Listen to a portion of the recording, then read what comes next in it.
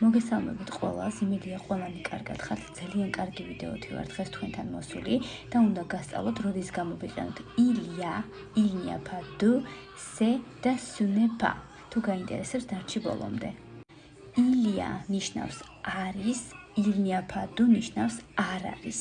C'est ნიშნავს ეს არის, ce n'est pas ნიშნავს ეს არ არის.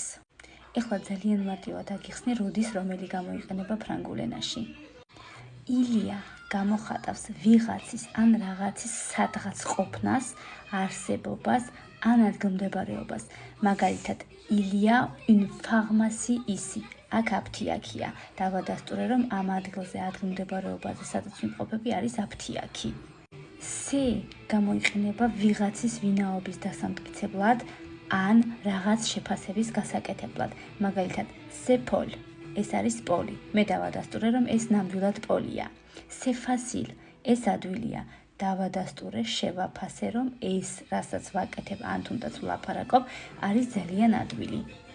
ფიქრობ, ეს ვიდეო ძალიან გამოგადგება და რომ არ გამოგჩა შემდეგი ვიდეოები, გამომიწერე და გამომყევი. დროებით.